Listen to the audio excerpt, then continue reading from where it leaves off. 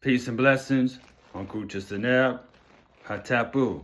This is your brother Kapra hollering at you again. And today I want to talk about how the system uses symbols and subliminals to control your mind. It's important that we develop the eye of Heru and see beyond the five senses, because we have been manipulated through the senses. But there are other senses beyond the five that we must also learn to cultivate. One of the ways to start is by doing breathing exercises and practicing mindfulness, where you'll see where all this construct called time constantly keeps you moving, but not paying attention or being aware of what's going on in your actual life. But these things are used to keep you triggered and caught up in consumerism, as well as fear-based thinking. They want you to continue to feel like you have to always chase this and spend it. That way it keeps you in a cycle of not developing the way you are supposed to develop, where you're tapping into yourself, because you're always reaching outwards, but you never reach inwards.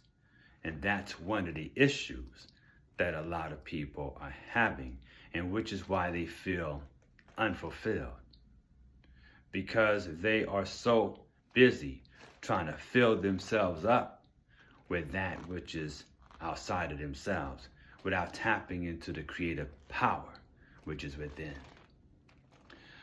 It is important to gain mastery over the senses, because we have been manipulated by the senses since our birth.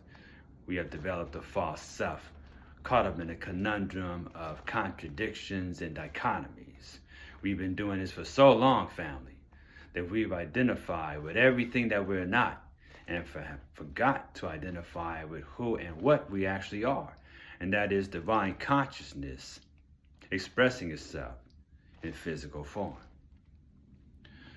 So if we want to challenge ourselves and overcome the four elements, as well as the imprisonment of the senses, we have to move beyond a state of sense perception.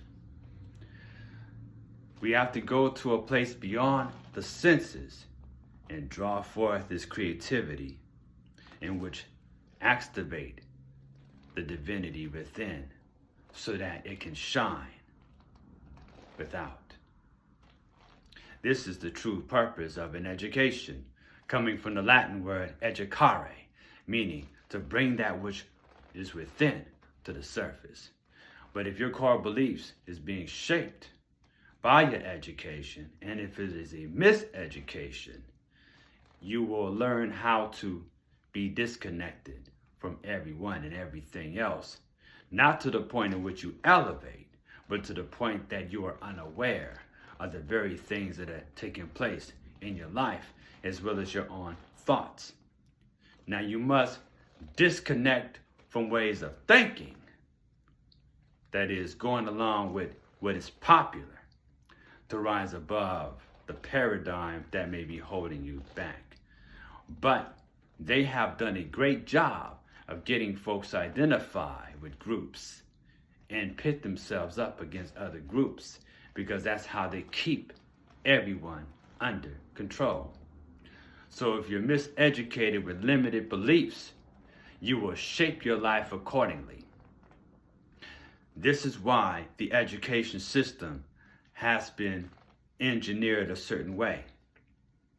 While there are things that you can learn at the bookstore from Barnes and Noble, or offline, or on Amazon, that you're never going to get in the classroom as you're growing up, and that you'll be lucky to actually get in college. So, with that being said, family, I'm going to go ahead and wrap this up. Feel free to leave a comment, and don't forget to like and subscribe. Peace.